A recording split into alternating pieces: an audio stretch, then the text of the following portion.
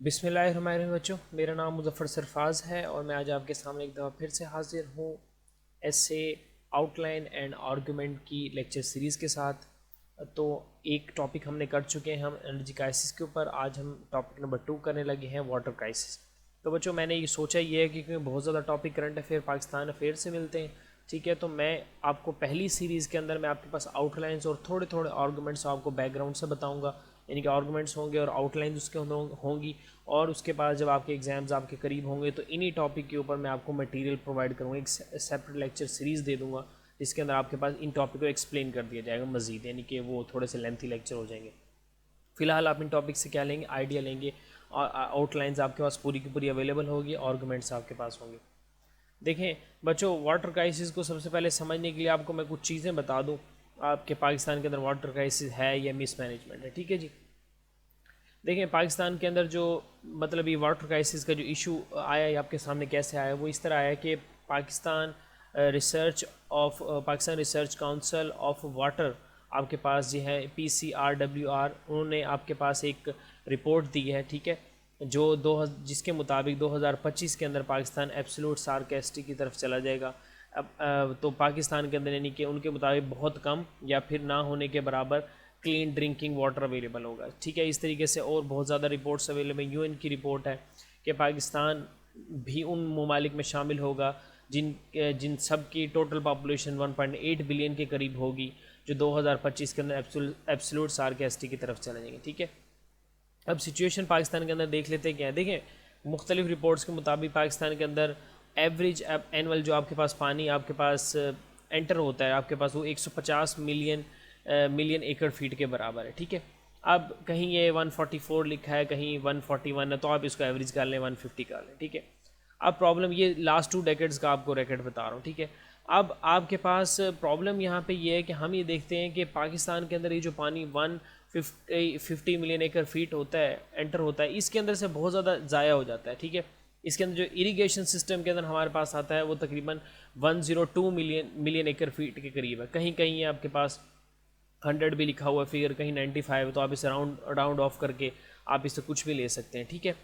तो इसके अलावा अब इसके अंदर हम देखते हैं कि जो सीपेज है, वाटर लॉगिंग है, एवेपोरेशन है, इन तीनों चीज़ों की मद के अंदर आपके पास 20 मिलियन एकड़ फीट के करीब पानी जो है वो ज़ाया हो जाता है, ठीक है। जो वेस्ट होने वाला हमारा पानी होता है वो तकरीबन 38 से 40 मिलियन एकड़ फीट के बराबर होता है, ठीक है। जो डम इनटू रिवर यानी कि दोबारा वापस चला जाता है, वेस्टेज होता है, ज़ाया ही नहीं होता, ठीक है जी, इस्तेमाल ही नहीं होता आपके पास, ठीक है। उसके बाद हम देखते हैं कि 24 मिलियन एकड़ फीट के करीब जिसके अंदर जो आपके पास थेफ्ट होती है वो पंजाब के अंदर होती है। 10 मिलियन एकड़ फीट सिंध के अंदर आपके पास थेफ्ट हो जाती है, इसमें से कोटरी, ठट्टा और बदीन जो है ये आपके पास ड्राई हो जाते हैं। और सिंध की अगर मैं आपको बताऊं तो 14 से 15 मिलियन एकड़ फीट के करीब जो पानी है वो सखर और कोटरी के दरमियान में आपके पास क्या हो जाता है, चोरी हो जाता है। इसमें से सदर्न पंजाब, जो पंजाब का एरिया, वहाँ पे बहुत ज़्यादा पानी चोरी होता है, जो कि 14 से 16 मिलियन एकड़ फीट के बराबर बताया जाता है, ठीक है जी। अब ये पाकिस्तान के मसले मसाइल, अब इनको अगर आप देखें तो आपको एक चीज़ नज़र आती है, पाकिस्तान के अंदर क्राइसिस जो यानी कि पाकिस्तान की जितनी ज़रूरत है वो पाकिस्तान के पास अवेलेबल है, लेकिन क्योंकि पाकिस्तान की मिसमैनेजमेंट इतनी ज़्यादा है कि वो वाटर क्राइसिस बन जाता है। हालांकि मैंने आपको डिमांड एंड सप्लाई का रूल पढ़ाया था आपके बाद, जब मैं एनर्जी क्राइसिस आपको पढ़ा रहा, तो आपको उस आइडिया हो रहा होगा कि पाकिस्तान के अंदर क्राइसिस है या मिसमैनेजमेंट है, ठीक है। ये आपका अपना पॉइंट है, आप जो मर्जी पॉइंट ले लें, जिस मर्जी के ऊपर आपको डाटा पॉइंट्स मिल जाए, जिसके ऊपर आपको 16 पॉइंट मिल जाए, आप वो ऐसे वो पॉइंट ले सकते हैं। एग्जामिनर को इस चीज़ से कम मतलब है, मतलब आपने सपोर्ट करना है अपने आर्गूमेंट को, ठीक है जी। सपोर्ट अगर आप करते हैं, जस्टिफाई कर लेते हैं, you are good to go. अच्छा, अब द करंट सिचुएशन तो मैंने आपको बता दी इसके अंदर क्या, अब क्या है कॉजेज़ क्या हो सकते हैं वाटर क्राइसिस के पाकिस्तान के अंदर, ठीक है। तो वाटर क्राइसिस के जो पाकिस्तान में कॉजेज़ हैं, lack of reservoir to store water, एक पॉइंट आप ये लेके चल सकते हैं, इसके ऊपर आप डाटा देख सकते हैं। आउटडेटेड इरीगेशन जो आपके पास सिस्टम है पाकिस्तान का, वो आप है, ठीक है। इस इरीगेशन सिस्टम की वजह से जो पाकिस्तान के अंदर 102 से 105 मिलियन एकड़ फीट पानी एंटर होता है, तो वो आपके पास क्या होता है, मोस्टली ज़ाया होता है पानी, ठीक है, क्योंकि हमारा इरिगेशन सिस्टम बहुत ही नाकस है और आउटडेटेड है, ठीक है। Population explosion, as I said in my previous video on energy crisis, कि पाकिस्तान की पॉपुलेशन एक बहुत बड़ा मसला है, ठीक है जी। पाकिस्तान के अंदर जो पॉपुलेशन का जो रेट है वो जो आपके नेबरिंग कंट्रीज़ हैं, लाइक आपके पास बांग्लादेश है, आपके पास इंडिया है, और अब चाइना का भी हम कह सकते हैं, उनसे पाकिस्तान का रेट बहुत ज़्यादा है। 2.04% पाकिस्तान एनुअली ग्रो कर रहा है, ठीक है जी। 2050 के अंदर पाकिस्तान की 395 मिलियन के करीब पॉपुलेशन होगी, ऑलमोस्ट डबल हो जाएगी, ठीक है। तो ये आपके पास एक प्रॉब्लम है, क्लाइमेट चेंज, ग्लोबल वार्मिंग, दोनों का आप एक ही उसमें हेडर में भी लिख सकते हैं, लेकिन अगर आप इनको सेपरेट लिखना चाहें तो भी ठीक है। ग्लोबल वार्मिंग और क्लाइमेट चेंज एक बहुत बड़ा इशू है वाटर क्राइसिस होने का, ठीक है जी। उसके बाद ground water resource depleting rapidly due to the over pumping, ठीक है, क्योंकि जो ग्राउंड वाटर का जो लेवल है वो आपके पास डिप्लीट कर रहा है, क्योंकि हम बहुत ज़्यादा पंपिंग कर रहे हैं। किसके थ्रू? आप वेल्स के थ्रू कर रहे हैं, आपके पास जो हम मोटर्स वगैरह इस्तेमाल करते हैं उनकी ज़रिए करें, क्योंकि बहुत ज़्यादा पंपिंग हो रही है।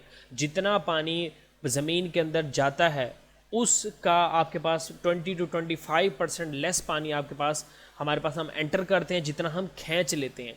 यानी कि अगर हम फ़र्ज़ करो कि 1 मिलियन एकड़ फीट पानी अगर हम पंप करते हैं तो 25% उसका, यानी कि 25 से 30% उसका पानी आप वापस जाता है। तो यानी कि 75% हम ज़्यादा, यानी कि प्लस माइनस करते हुए हम डिमांड एंड सप्लाई से 75% आपके पास ज़्यादा जा रहे हैं, ठीक हो गया जी। तो यानी कि ये आपके पास एक पॉइंट है जिसके बाद हमारा क्या रहा है, ग्राउंड वाटर जो आपके पास है ना वो लो होता जा रहा है। गुलबर्ग के अंदर, लाहौर के अंदर आप देखेंगे कि 140, 150, 250, 260, 300 के करीब भी जा चुका है, ठीक है जी।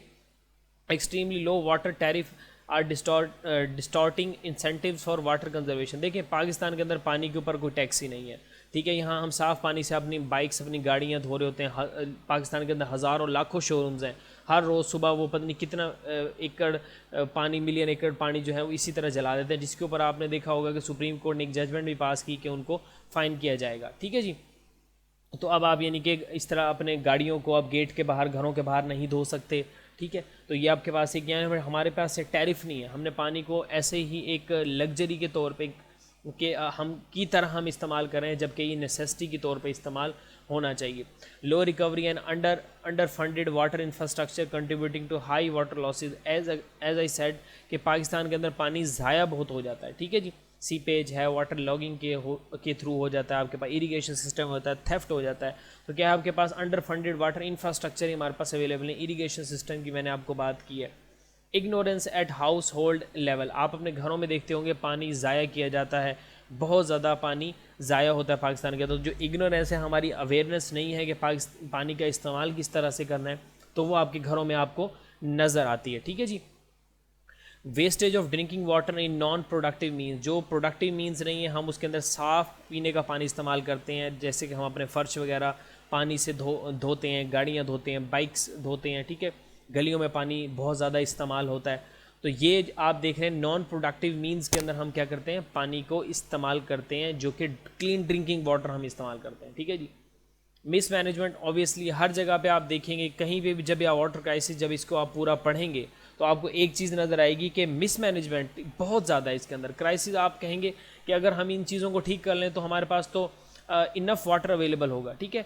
Outdated distribution system and inequitable distribution of water, देखें ये एक इम्पैक्ट भी है। आगे चल के मैं आपको बताऊंगा कि सूबों और जो आपके पास फेडरेशन के दरमियान में, फेडरल गवर्नमेंट के दरमियान में हमेशा से एक तनाज़ा रहा है। आपने देखा होगा फैसल वाउडा जब आपके पास इनके मिनिस्टर बने आबी वसाइल के, तो तब ये मामला एक दोबारा खड़ा हुआ सिंध के साथ। तो डिस्ट्रीब्यूशन सिस्टम जो है हमारा वो एक तो फेयर नहीं है, ठीक है।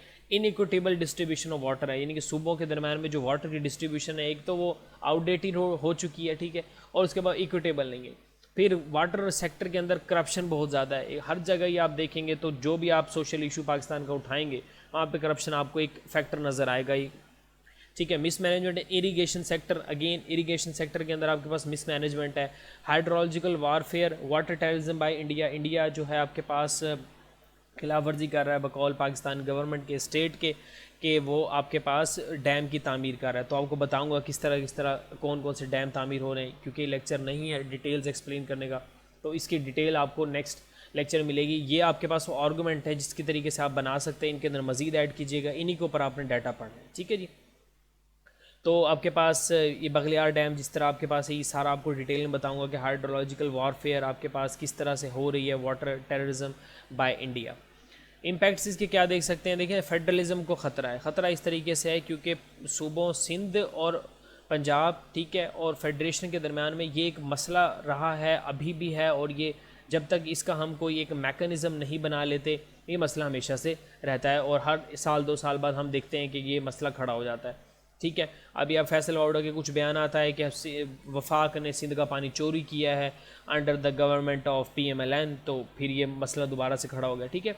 इफ़ेक्ट्स ऑन हेल्थ सेक्टर के लिए जी बहुत इसके अंदर आपके पास इफ़ेक्ट्स हैं। देखें हेल्थ का, अब देखें आप हेल्थ का जो सेक्टर है आप उसे अंदाज़ा लगा सकते हैं कि पाकिस्तान की पॉपुलेशन बढ़ती जा रही है।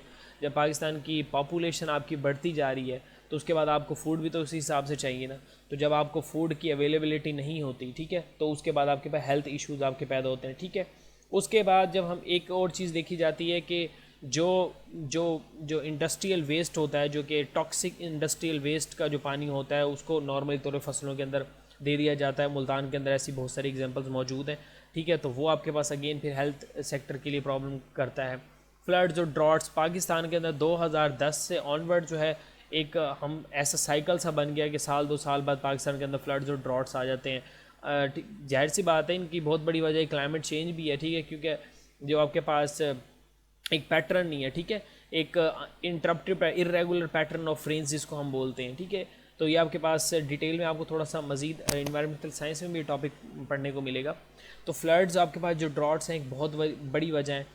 इम्पेंडिंग वॉर विद इंडिया, ठीक है, वॉर हो सकती है क्योंकि UN की बहुत ज़्यादा डिफॉल्ट है। कोफी एनन के बयान आते हैं कि आपके पास जो नेक्स्ट वॉर होगी वो वाटर के ऊपर हो सकती है। एनर्जी शॉर्टेज, पिछले लेक्चर के अंदर आपको बड़ी डिटेल के अंदर बताया था कि एनर्जी आपके पास जो शॉर्टेज है वो किस तरीके से पाकिस्तान के अंदर है और उसकी वजह क्या क्या है, ठीक है जी।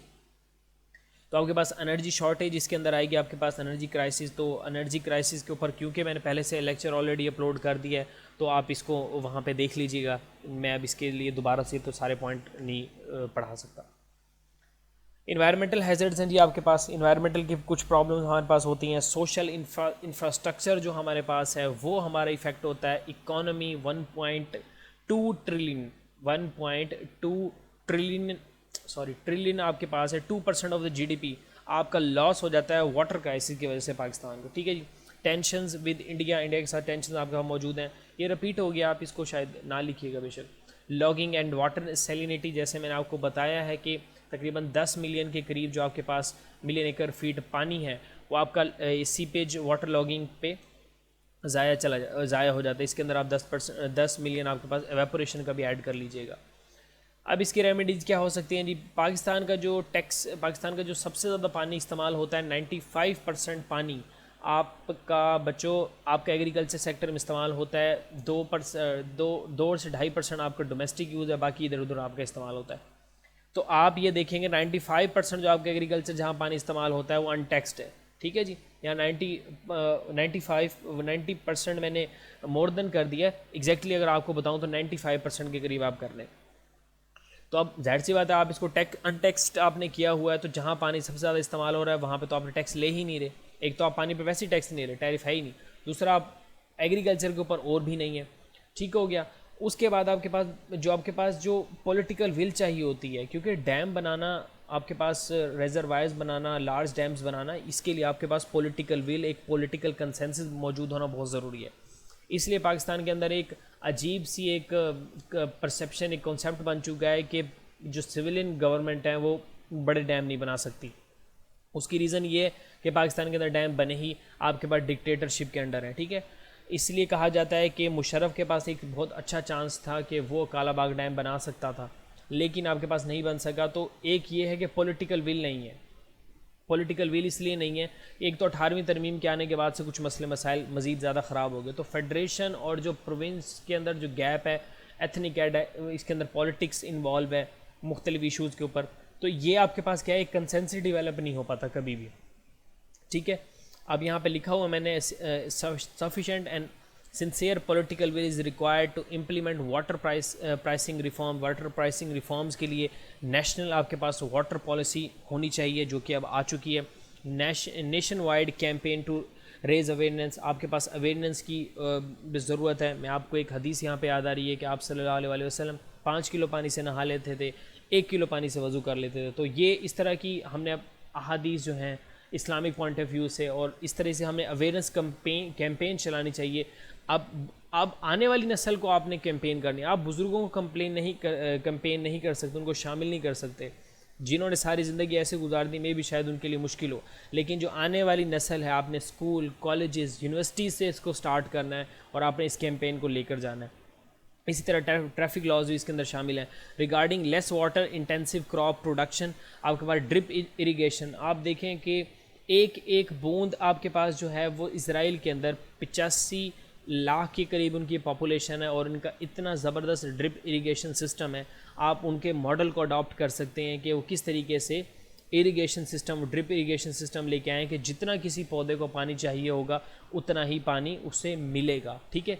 हालांकि वहाँ पे कोई ऐसे पानी की प्रॉब्लम नहीं है, लेकिन फिर भी वहाँ पे वेस्ट पानी को काबिल यूज़ पानी बनाया जाता है, काबिल इस्तेमाल पानी बनाया जाता है और उन्हें इस्तेमाल किया जाता है, ठीक है। तो ये आपके पास इस तरह की हमें एक मोटिवेशन की, इस अवेयरनेस की, इस कैंपेन की ज़रूरत है कि हम एक एक बूंद पानी को बचाएं, ठीक है।